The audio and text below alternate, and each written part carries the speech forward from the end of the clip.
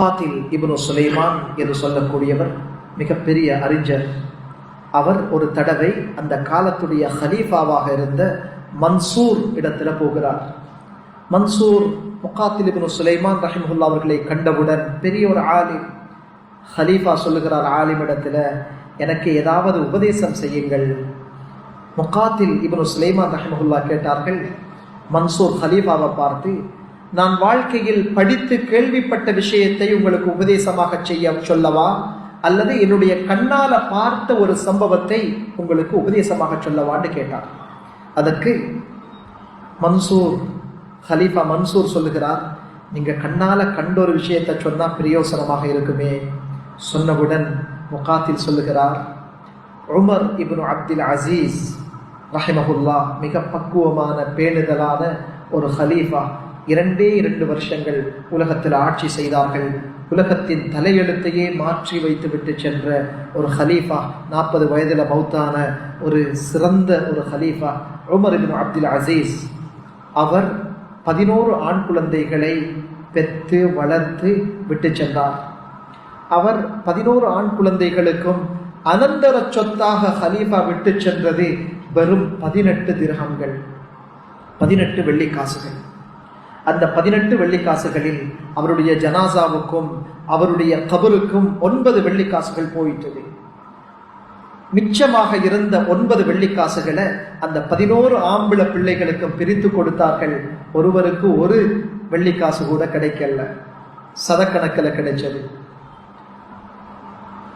ஒரு நாள் நான் பள்ளிவாசல்ல இருந்து வெளியில போகிறேன். முகாத்தில் இப்னு சுலைமான் சொல்லுகிறார், அந்த பள்ளிவாசல்ல அல்லாஹ்வுடைய பாதையில ஒரு படை புறப்பட போகுது, யாராவது அந்த படைக்கு உதவி செய்யுங்க என்று எலான் செய்யப்பட்டது, அறிவிப்பு செய்யப்பட்டது.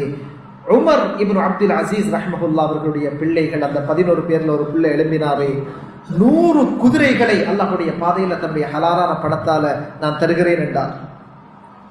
யார் இவர்? உமர் இப்னு அப்துல் அசீஸ் ரஹ்மஹுல்லா ஹலீஃபாவிடம் இருந்து 1 திர்ஹமாவது கிடைக்கல.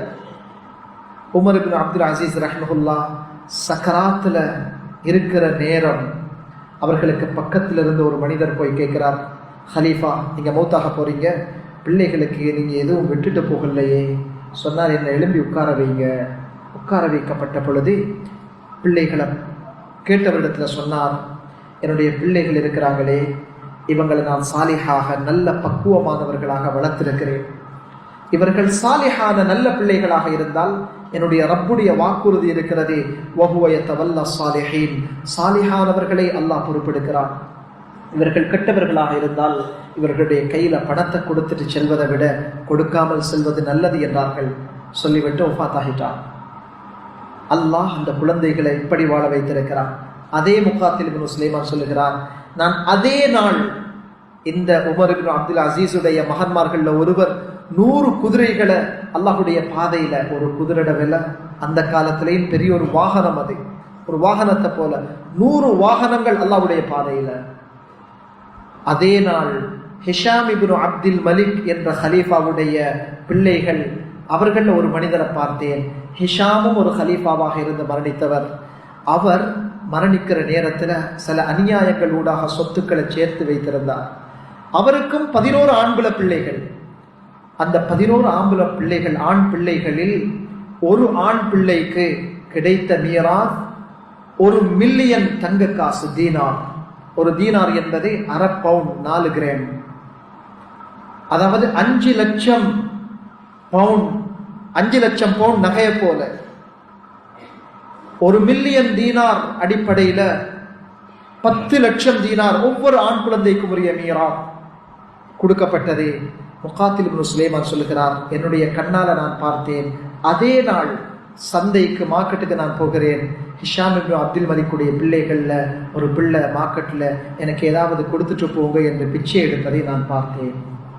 அன்பான சகோதரர்களே, அல்லாஹ்வின் நல்லடியார்களே, வாழ்க்கை, சந்தோஷம், நலவுகள் என்பது பணம் பெருத்த அதிகமான தொகைகளை கொண்டு ஏற்படுவதில்லை.